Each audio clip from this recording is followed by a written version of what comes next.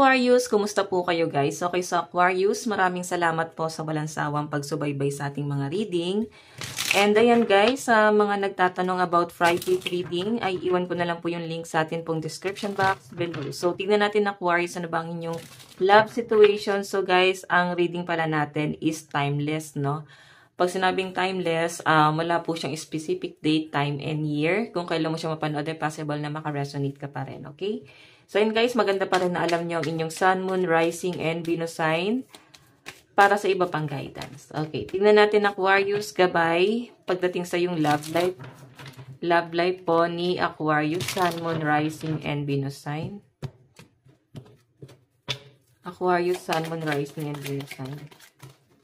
So guys, ayan. Dami nagtatalo ng card. Meron po tayong 5 of Cups. So, siguro, Aquarius, nandun ka sa point na sobra kang nagmamahal. Okay? Nakikita ko na parang sinayang ng taong to yung sobrang pagmamahal na inalay mo sa kanya. Kasi ngayon, grabe yung disappointment niya, Aquarius, no? Nakikita ko na iniisip-isip ka nito ngayon, okay? Parang feeling niya, anong ginawa niya, ba't hinayaan ka niyang makarecover, ba't hinayaan ka niyang makamove on ngayon? So, maaaring no contact kayo nitong taong to, Aquarius, kasi sa pinapakita sa akin, sobra yung pagsisisi niya ngayon. Maaaring iniwan ka niya kasi pwedeng meron siyang karelasyon that time, or pwedeng nilagay ka niya sa third party. Okay, nagsisisi po siya na bakit mas pinili niya yung third party. Ayan, I think hindi sila nag-work nun, Aquarius. So, titignan po natin. Aquarius, Sun, Moon, Rising, and Venus sign. Aquarius, Sun, Moon, Rising, and Venus sign. So, meron po tayong Wheel of Fortune. So, eto guys, nag-overthink talaga siya guys. Iniisip-isip niya yung mga pangit na ginawa niya sa inyo. Hindi kanya tinrato ng maayos, hindi kanya tinrato ng tama. So, ngayon guys, tinutulungan niya yung sarili niya makarecover. Kasi para bang, siguro hinabol ka niya Aquarius. Okay, sinabi niya na ayusin niyo to. Pero siguro na-feel niya Aquarius na hindi ka na guys ganon ka-ano sa kanya. No? Hindi ka na ganon ka-attach, hindi ka na ganon ka-interesado sa kanya. And hindi mo man daw guys sabihin, maaaring naramdaman niya ng person mo. Okay, sa pinapakita sa akin dito guys, ngayon para siya ay nagre-recover. Okay, nagre-recover ngayon, nasa healing process siya, hindi niya pa rin matanggap yung mga nangyayari. Okay, so tingnan natin, meron tayong Temperance, mukhang nagkakasakit din yung person mo ngayon. So tingnan natin. Okay, ano tong 5 of Cups? Mukhang nagkakasakit siya eh. Nakikita ko parang nasa ibang lugar ngayon ng person mo, parang nakikisama siya. Siguro guys, hindi niya kapamilya yon. Nakikisama, pwedeng nakikitira. Or kung sa pamilya man yon guys, siguro, nahihirapan siya rito, no? Nahihirapan siya na ayusin yung pakikitungo niya sa family niya ngayon. Siguro kasi, wala na guys, ano sa kanya, amor din yung family niya, no? Tignan natin, ano itong 5 of Cups? Meron tayong Page of Swords. Meron tayong King of Pentacles. So, alam nyo guys, maaari na may anak kayo na tong taong to. Hindi ganun ka-attach yung anak nyo sa kanya. No? Hindi siya guys umahabol or siguro hindi nila nakilala or kung nakilala man guys, hindi ganun kalapit. No? Kung makita nyo guys, Page of Swords, yung energy, maaaring ikaw, naiisip mo dito Aquarius na ba't hindi ka nga nag-support sa anak mo eh. Okay? So, yun din guys yung isa sa disappointment ng person mo kasi wala na siyang makitang dahilan na pwedeng tanggapin mo pa siya. Okay? Wala na siyang ibang makitang dahilan na pwedeng magpakurot ba sa puso mo para pabalikin mo ulit siya sa buhay mo. Okay? I think, pati yung sa connection mo sa mga friends, circle of friends nyo, sa family guys, talagang as in ayaw na sa kanya. And ikaw nakikita ko na hindi mo na rin guys nakikita yung sarili mo sa kanya. Kaya ito si person, grabe yung pagsisisi niya rito. Tignan natin ano tong Wheel of Fortune. Ano po ang Wheel of Fortune? Ano po ang Wheel of Fortune? So meron po tayong 8 of Pentacles.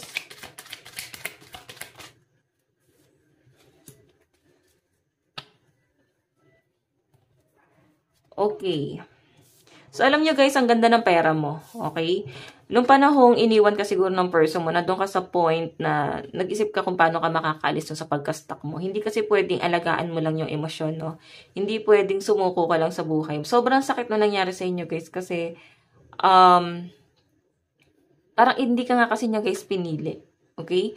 Actually, nung una, parang nag-ano ka lang dito, nag-overthink, or pwedeng lahat ay duda lang, hinala, hanggang sa parang napatunayan mo na totoo. Kung nagsasama kayo guys ng person mo, siguro moving forward ka ngayon, mas natatauhan ka na ngayon. Kasi nakikita ko mas nagpo-focus ka ngayon sa inyong finances. Kung makita mo, nandiyan yung 8 of Pentacles, the Star, mataas ang ambition mo ngayon, okay? Nakikita ko na ngayon, mas isisettle nyo ng person mo yung inyong relationship. Kailangan nyo lang dito guys na magkaroon talaga ng plano at pag-uusap. Yun nga lang guys. Paano? Paano nyo isa-settle? Tingnan mo. Kahit sabihin na natin mahal mo pa siya. Kahit sabihin natin na mahal ka pa niya. Yung mga tao sa paligid nyo guys parang ano grabe na yung gulong nangyari. Pwedeng damay na yung buong family.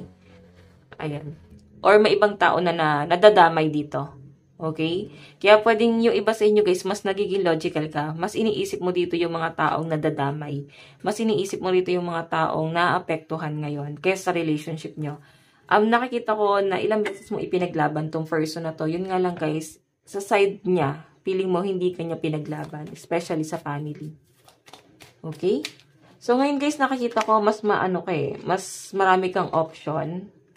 Nakakaalis ka na doon sa pagka-stuck mo. Ngayon, masaalagaan at mamahalin mo kung anong meron ka ngayon. Ayan, huwag ka na daw mag-overthink and sinasabi rito ay magtiwala ka sa proseso. Magtiwala ka sa kung anong plano sa inyo ni universe. Inalis ka na ni universe sa taong to kasi maling tao siya para sa inyo. Ayan. So, mas pinapaganda nga ni universe yung daloy ng pera mo dito eh. Ayan, no? Pinagpo-focus ka ngayon ni universe sa inyong pentacles. Okay? So, tignan natin ano naman tong temperance. Ano naman po itong temperance?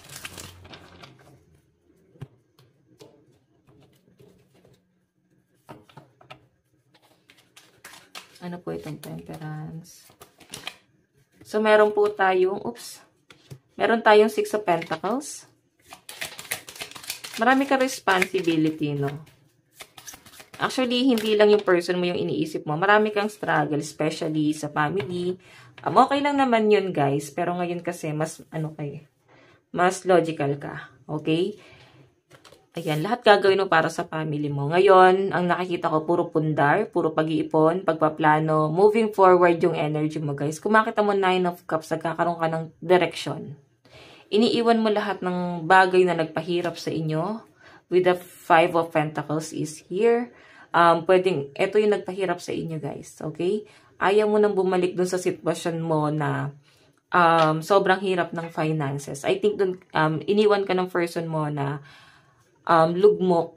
Kaya hindi ka nakapagtrabaho ng maayos. Pati finances mo naapektuhan dahil sa ginawa niya, guys. Hindi ka talaga nakapag-move forward. Ngayon sa nakikita ko rito, guys. Kahit meron kang katating na pagmamahal sa kanya, iiwan mo na yan, guys, eh. May tumutulong na rin sa inyo na makarecover ngayon. Okay? Tignan natin ang inyong love advice, guys. Ayan, tignan natin. Ayusin ko lang to, guys. Ayan. Love advice.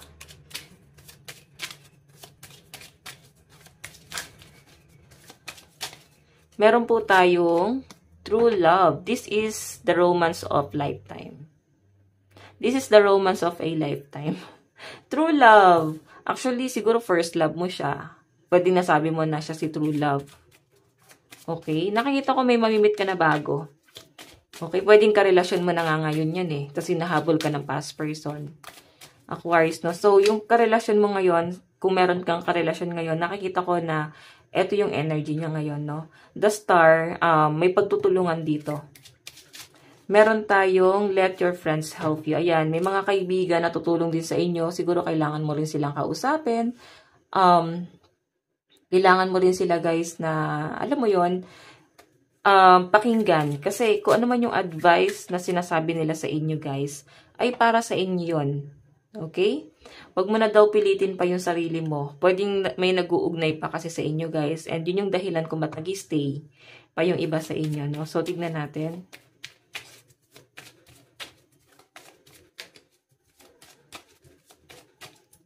Okay. Message ni person mo, I want to feel that way again. Diba? Past person mo na to, guys. Gusto kanya ulit ma-feel. Meron tayong I am afraid to contact you. Sobra kasi, guys, yung pagsisisi nito. Ayaw kanya kausapin ngayon. Tignan natin. Meron tayong you don't know how hard it was to let you go. Siguro, guys, napilitan na lang din siya, guys, na i-let go ka kasi pwedeng yung family or pwedeng yung conflict nyo sa pera. Parang inisip niya rin is yung makakabuti both side. Okay? Yun nga lang, guys, iniwan kanya kasi ng hirap na hirap sa buhay. Doon siya, guys, nagkamali. Tapos, para sa kanya, okay yung ginawa niya. Pero, syempre, mali siya sa mata ng mga tao sa paligid nyo. Okay? Tignan natin ano yung dapat yung gawin dito sa relationship na to. Sa new person, or ikaw, anong dapat mong gawin? Tignan natin, ano yung dapat mong gawin? Meron tayong marriage. Ayan, a marriage of soul is union of two divine counterparts blending together. So, I think malapit ka na rin ikasal. Kung sino man yung karelasyon mo ngayon, sa nakikita ko, Aquarius, siya na yung para sa'yo. Ayan, o. Niyayakap mo na siya at natutunan mo ng mahalin tong taong to.